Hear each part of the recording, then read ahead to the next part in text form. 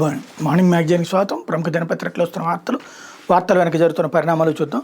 ఈనాడు చూస్తే ఆటో డ్రైవర్లకు దసరా కానుక, వారి ఖాతాల్లో 15,000 చొప్పున జమ చేస్తాం. పండుగ కానుకగా ప్రధాని మోడీ జీఎస్టీ తగ్గిస్తున్నారు. పేద మధ్యతరగతి ఖర్చు తగ్గింది, ఆదాయం పెంచడమే ఎన్డీఏ లక్ష్యం. సూపర్ సిక్స్ సాధ్యం కాదని హేళన చేశారు. అన్నింటినీ అమలు చేశాం. పార్టీ కార్యాలయాలు మూసేసి సోషల్ మీడియా ఆఫీసులు పెట్టిన వైకాపా. ఆటో మిత్ర పథకం కింద దసరా రోజున ఆటో డ్రైవర్ల ఖాతాలో 15,000 చొప్పున జమ చేస్తామని ముఖ్యమంత్రి చంద్రబాబు ప్రకటించారు. కేంద్రంలోని మోడీ ప్రభుత్వం దసరాకు జీఎస్టీ సంస్కరణ ద్వారా పన్నులు తగ్గించి పేద మధ్యతరగతి వర్గాలకు వస్తువులు అందుబాటులోకి తెస్తోందని వివరించారు. ప్రజలు ఇంటి ఖర్చు తగ్గించి ఆదాయం పెంచేలా కేంద్ర రాష్ట్ర ప్రభుత్వాలు పనిచేస్తున్నాయని చెప్పారు. అనంతపురంలో బుధవారం నిర్వహించిన సూపర్ సిక్స్ సూపర్ హిట్ సభలో చంద్రబాబు ప్రసంగించారు. తెలుగు తమ్ముళ్ళు స్పీడు, జన సైనికులు జోరు, కమలదళ ఉత్సాహం కలిస్తే మనకు ఎదురు లేదు. ఈ సభ రాజకీయాలు ఓట్ల కోసం కాదు, ఇప్పుడు ఎన్నికలు లేవు, ఇచ్చిన మాట నెరవేర్చే బాధ్యత కలిగిన ప్రభుత్వంగా సూపర్ సిక్స్ హామీని సూపర్ హిట్ చేశామని చెప్పడానికి వచ్చాం అన్నటువంటి వార్తను హైలైట్ చేశారు. తద్వారా అసలు కీలకమైనటువంటి 2 అంశాలు, ప్రతి మహిళకి 1,500, అట్లాగే ప్రతి నిరుద్యోగికి 3,000 రూపాయలు. అవి కాకుండా సూపర్ సిక్స్లో చివరిలో యాడ్ చేసుకొచ్చినటువంటి పెన్షన్లో కాలంలో యాడ్ చేసుకొచ్చినటువంటి 50 ఏళ్లకే బీసీ, ఎస్సీ, ఎస్టీ, మైనార్టీలకు పెన్షన్ అన్న 3 కూడా వదిలేశారు. అసలు అవి కూడా పూర్తయిపోయినట్టుగా ఇక్కడ అన్నీ పూర్తయిపోయినాయి అని చెప్పడం ఇక్కడ విచిత్రం. లేకపోతే మన రాజ్యాంగాన్ని చూసి గర్విస్తున్నాం. పొరుగు దేశాల పరిస్థితి ఎలా ఉందో చూడండి. బిల్లుల ఆమోదంలో రాష్ట్రపతి, గవర్నర్ల గడువు వివాదం విచారణ సందర్భంగా సీజేఐ వ్యాఖ్య. ఇండియా కూటమి పార్టీల పాలిత రాష్ట్రాల వాదనలు తోసిపుచ్చిన కేంద్రం. 1970 తర్వాత 20 ఉదంతాల్లోనే బిల్లుల ఆమోదంలో జాప్యం అని వెల్లడి. భారత రాజ్యాంగాన్ని ఎంతో ముందు చూపుతూ మన పెద్దలు రూపొందించారు. సుప్రీంకోర్టు ప్రధాన న్యాయమూర్తి జస్టిస్ బిఆర్ గవాయ్ పేర్కొన్నారు. దేశ సమైక్యతకు సమగ్రాభివృద్ధికి ఇది ఎంతగానో దోహదపడుతుందని అభిప్రాయపడ్డారు. మన రాజ్యాంగాన్ని చూసి గర్విస్తున్నామని ఆయన తెలిపారు. పొరుగు దేశాలను నేపాల్, బంగ్లాదేశ్లోని రాజకీయ సౌఖ్యం ఉటంకిస్తూ జస్టిస్ గవాయ్ ఈ వ్యాఖ్యలు చేశారు. రాష్ట్రాల బిల్లుల ఆమోదంలో తన గవర్నర్లకు న్యాయస్థానం గడువు నిర్దేశించడంపై రాష్ట్రపతి ద్రౌపది ముర్ము కోరిన అభిప్రాయం అంశంపై సుప్రీంకోర్టు రాజ్యాంగ ధర్మాసనం ముందు బుధవారం వాదనలు కొనసాగినాయి. సీజేఐ జస్టిస్ బిఆర్ గవాయ్ నేతృత్వంలోని ఈ ధర్మాసనంలో justice Suryakant, justice Vikramnath, justice PS Narasimha, justice AS Chandurkar సభ్యులుగా ఉన్నారు. విచారణ క్రమంలో భారత రాజ్యాంగాన్ని ప్రస్తావించిన జస్టిస్ బిఆర్ గవాయ్ ప్రజా ప్రాముఖ్యం కలిగిన లేదా ప్రజలకు ప్రభావితం చేసే ఏదైనా చట్టంపై సుప్రీంకోర్టు సలహా కోరే హక్కు రాష్ట్రపతికి ఉందన్నారు.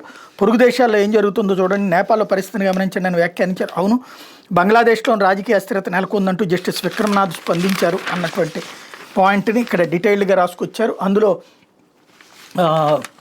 శాసనసభలు ఆమోదించి పంపించిన బిల్లులు నిలిపి ఉంచే విషయంలో గవర్నర్ల అధికారులు సొలిసిటర్ జనరల్ తుషార్ మెహతా సమర్థించారు.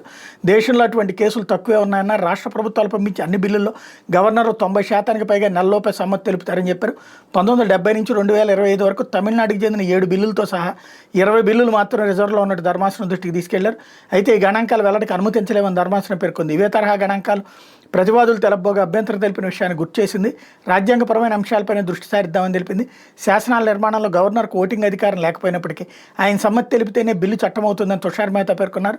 రాష్ట్రపతి, గవర్నర్ల హోదాలు అలంకారప్రాయమైనవేనని, మంత్రిమండలి సిఫార్సులకు వాళ్ళు ఆమోదం తెలపాల్సిందేనన్న ఇండియా కూటమి పార్టీల పాలిత రాష్ట్రాల వాదనలు ఆయన తోసిపుచ్చారు. బిల్లుపై గవర్నర్ల చర్యలు న్యాయ సమీక్షకు లోబడి ఉందని తెలిపారన్నటువంటి వార్తని హైలైట్ చేశారు. లేకపోతే కర్ఫ్యూ గుప్పిట నేపాల్ అంటూ ప్రభుత్వ నేతల అవినీతిపై నేపాల్లో చెలరేగిన హింస సద్దుమణిగింది. తీవ్ర హింసాత్మక ఘటనలు జరిగిన మంగళవారం ప్రధాని కేపీ శర్మ ఒలి సహా మంత్రులు రాజీనామా చేయడంతో బుధవారం ఆందోళనకారులు శాంతించారు. దీనికి తోడు సైన్యం నిషేధాజ్ఞ విధించడంతో కర్ఫ్యూను అమల్లోకి తేవడంతో వీధుల్లోకి ఎవరు రాలేదు. ఇక తాత్కాలిక ప్రభుత్వ అధినేతగా 3 పేర్లు తెరమయ్యకి వచ్చే వాళ్ళని జంజెడ్ ఆమోదం ఉన్నట్టు తెలుస్తోంది అన్నటువంటి వార్తని హైలైట్ చేశారు. ఇక్కడే రాసే వార్తల్లోనన్నా సెన్స్ ఉండాలి. ఈ వెధవలకి జర్నలిజం అనేది చచ్చిపోయి, నిజాయితీ చచ్చిపోయి తప్పుడు వార్తలు రాయడం ఇక్కడ నడుస్తున్నది. బేసిక్గా ఈ జంజీ అంటే ఎవరు 2000 తర్వాత పుట్టినటువంటి వాళ్ళు. వాళ్ళందరూ ఏమన్నా ఒక కమిటీగా ఫామ్ అయ్యారా? వాళ్ళందరూ కలిసి డిసైడ్ చేస్తున్నారా? వాళ్ళు ముందడిగింది ఏంటి? అసలు సోషల్ మీడియా బ్యాన్ ఎత్తేయాలని ఎత్తేసారు.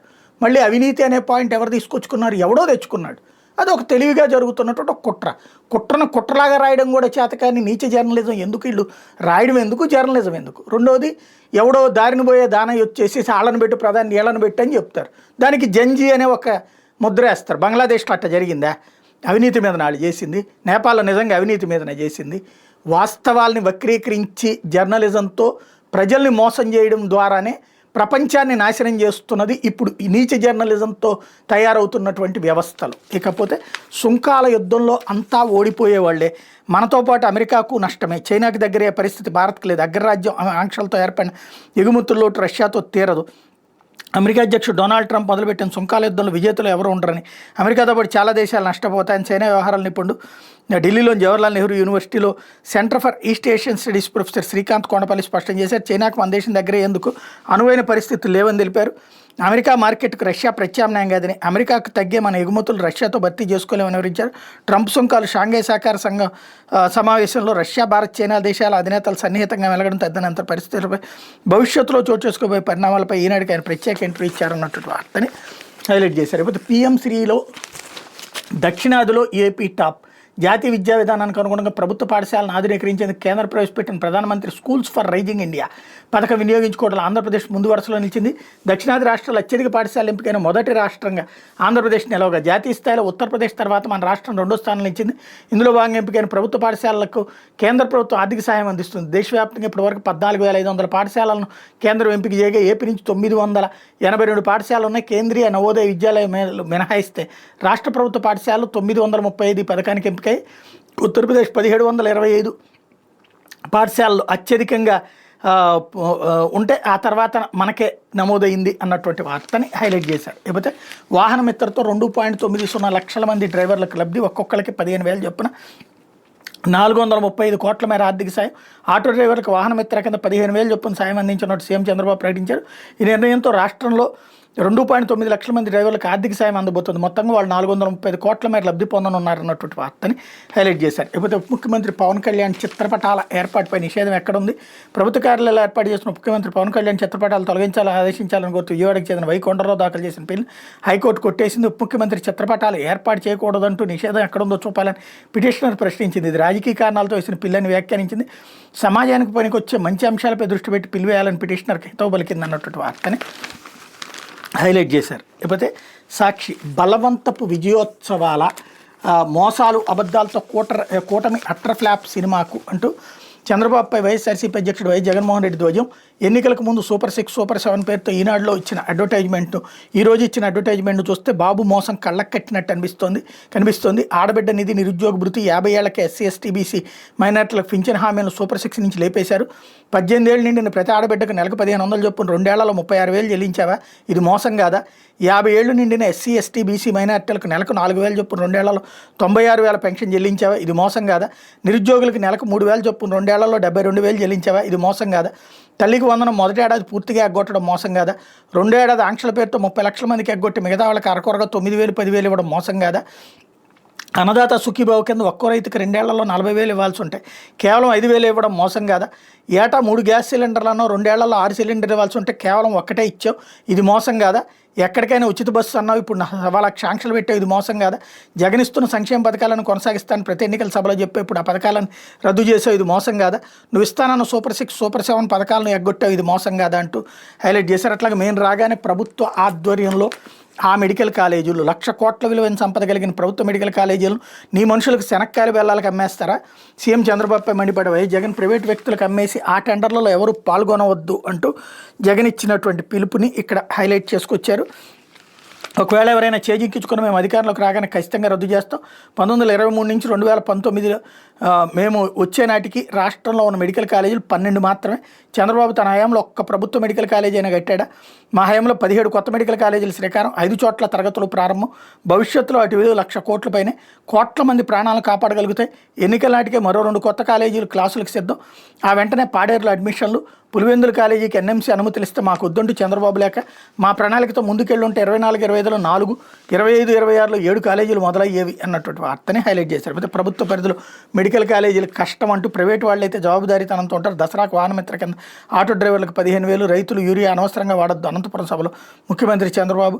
అలాగే సభకు రాకుంటే 200 రూపాయలు ఫైన్ అంటూ లోన్ పొదుపు సమయంలో ఇబ్బందులు తప్ప డ్వాక్రా మహిళలను బెదిరించి బలవంతంగా తరలింపు అయినప్పటికీ ఖాళీగానే చాలా బస్సులు కుర్చీలు అన్నటువంటి వార్తని హైలైట్ చేశారు. అయితే ఇష్టం వచ్చినట్టు ఎఫ్ఐఆర్ల పోలీసులు తీర్పై తెలంగాణ హైకోర్టు అసహనం, సోషల్ మీడియాలో రాజకీయ విమర్శలు చేస్తే కేసులు నమోదు చేస్తారా, సుప్రీంకోర్టు హైకోర్టులు జారీ చేసిన మార్గదర్శకాలను ఉల్లంఘిస్తారా, రాజ్యాంగంలో రాజకీయ విమర్శలకు రక్షణ ఉందన్న న్యాయమూర్తి, పోలీసులు తీర్పుతో కేసులతో పాటుగా కోర్టులో పిటిషన్లు పెరిగిపోతున్నాయంటూ వ్యాఖ్య, ఇష్టారాజ్యంగా మెకానికల్గా అరెస్టులు అనుమతించబడమని స్పష్టీకరణ, కేసు నమోదుకు ముందే ప్రాథమిక దర్యాప్తు చేయాలని కనీస విధిని మర్చిపోవద్దంటూ హితవు, నల్లబాలు అనే వ్యక్తిపై 3 పోలీస్ స్టేషన్లో నమోదు చేసిన ఎఫ్ఐఆర్లో కొట్టివేత అన్నటువంటి వార్తని హైలైట్ చేశారు. అయితే నీరు వెళ్ళ విషం డయేరియా అంటూ 2 మృతి, వందలాది మంది ఆసుపత్రి పాలు, వాంతులు విరోచనాలతో అల్లాడిపోతున్న ప్రజలు, చవితి పందిరిలో భోజనాల వల్ల ఫుడ్ పాయిజన్ అని అధికారులు బుకాయింపు, అసలు భోజనాలే పెట్టలేదు, కలుషిత నీటి వల్లే అంటున్న స్థానికులు, బాధితుల సంఖ్య పెరుగుతుండటంతో పరుగులు తీసిన అధికార యంత్రాంగం, తూతు మంత్రంగా వైద్య శిబిరం వంటి చిత్రంలో కనిపిస్తున్న తండ్రి కొడుకుల పేర్లు వంగేటి నాగబాబు, జయదీప్, వాంతులు విరోచనాలు నిరసించి ప్రైవేట్ హాస్పిటల్లో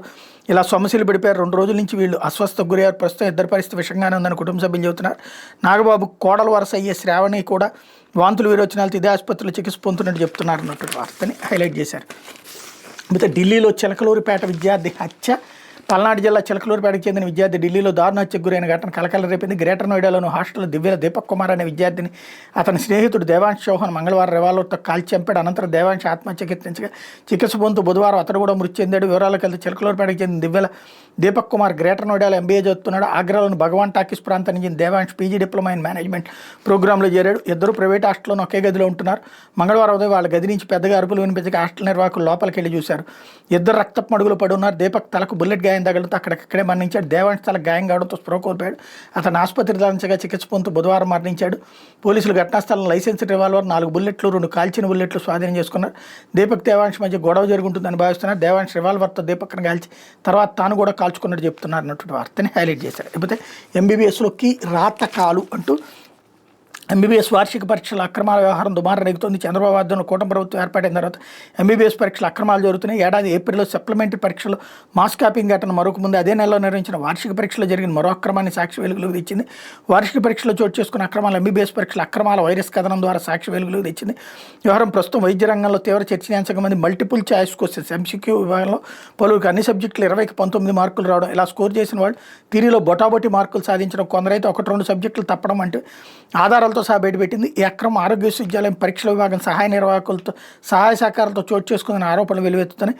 మరిన్ని విస్తుపోయే విషయాలు బయటకు వస్తున్నాయి. విశ్వవిద్యాలయంలోని కొందరు అధికారులు, కళాశాలలో పనిచేసే ఫ్యాకల్టీ సిబ్బంది బయట వ్యక్తులు రింగులో ఏర్పడి అక్రమాలకు పాల్పడుతున్నారని వెల్లడవుతోంది. వీళ్ళు ప్రైవేట్ వైద్య కళాశాలలో చదివే ధనవంతుల కుటుంబాల్లోని చదువుల్లో వెనుకబడిన విద్యార్థులను టార్గెట్ చేసుకుని అక్రమానికి పాల్పడుతున్న సమాచారం. ఎంసీక్యూల్లో 90% మార్కులు సాధించే విద్యార్థులు అడ్డదారులో సాయం చేసి పెట్టేలా ఒక్కో సబ్జెక్టుకి 3-4 లక్షల పైన వసూలు చేసినట్టు విశ్వసనీయ సమాచారం. వీళ్ళతో డీల్ కుదుర్చుకున్న విద్యార్థులను సబ్జెక్టుల వారీగా డబ్బు వసూలు చేసి అడ్డదారులు 20కి 19 స్కోర్ చేసేలా చక్కెర నిప్పారు. ఎంసీక్యూలో 19 మార్కులు వచ్చిన ఒకవేళ థియరీలో కనీసం 21 మార్కులు సాధించలేక ఫెయిల్ అయితే డబ్బు వెనక్కి ఇవ్వబోమని ముందే విద్యార్థులతో ఎంవై చేసుకున్నట్టు ప్రచారం వస్తుంది. దీంతో వీళ్ళకి లక్షల్లో చెల్లించి థియరీలో రాణించలేక ఫెయిల్ అయిన విద్యార్థులు ప్రస్తుతం లబోదిబోమంటున్నారు అన్నట్టు వార్తని హైలైట్ చేశారు. అయితే స్థానిక సంస్థలకు 55 కోట్ల వడ్డీ బదలాయింపు. కేంద్రం విడుదల చేసిన 15వ ఆర్థిక సంఘ నిధులు నిర్ణీత కాలంలో స్థానిక సంస్థలకు బదలాయించకపోవడంతో రాష్ట్ర ప్రభుత్వం 55 కోట్ల వడ్డీని చెల్లించింది. ఆ మొత్తాన్ని విడుదల చేస్తూ పంచాయతీరాజ్ గ్రామీణాభివృద్ధి శాఖ ముఖ్య కార్యదర్శి శశిభూషణ్ కుమార్ బుధవారం ఆదేశాలు జారీ చేశారు. 15వ ఆర్థిక సంఘం సిఫార్సుల మేరకు గత ఏడాది డిసెంబర్లో రాష్ట్రంలోని గ్రామ పంచాయతీ, మండల, జిల్లా పరిషత్తులు జమ చేయమని కేంద్రం 1120 కోట్లను విడుదల చేసింది. ఆ నిధులందిన 10 రోజుల్లో స్థానిక సంస్థలకు బదలాయించాలని షరతు విధించింది. లేని పక్షంలో వడ్డీ కూడా చెల్లించాల్సి వస్తుందని ఆ ఉత్తర్వులో పేర్కొంది. దీంతో ఈ నిధులు 8 నెలల ఆలస్యంగా ఈ నెల 2-3 తేదీల్లో ప్రభుత్వం స్థానిక సంస్థలకు జమ చేసింది.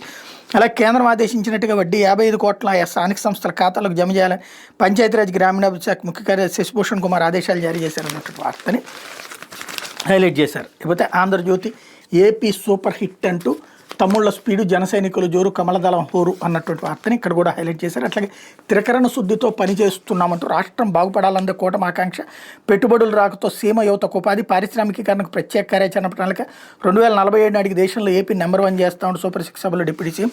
అట్లాగే అందరి జీవితాల్లో వెలుగులు నింపుతాం, మోడీ సహకారం, బాబు అనుభవంతో పురోభివృద్ధి, వైసీపీ ధ్వంసం చేసిన రాష్ట్రాన్ని కూటమి నిర్మిస్తోంది, సీమకు జలాలు, అద్భుతమైన అమరావతి మా లక్ష్యాలు, 2 ఏళ్లలో పోలవరం నిర్మాణం పూర్తి చేస్తాం, బీజేపీ రాష్ట్ర అధ్యక్షుడు మాధవ్ వెల్లడి అన్నటువంటి వార్తని హైలైట్ చేశారు. లేకపోతే ఆందోళన వద్దు, ఏపీ వాసులు అందరినీ సురక్షితంగా వెనక్కి తీసుకొస్తారు. నేపాల్లో చిక్కున్న బాధితులకు మంత్రి లోకేష్ భరోసా. అనంతపురం ప్రయాణం రద్దు చేసుకున్న మంత్రి ఉదయం నుంచి రాత్రి వరకు ఆర్టీజీఎస్ సెంటర్లోని 2 గంటలకోసారి వాళ్ళందరికీ క్షేమ సమాచారం వాకబు.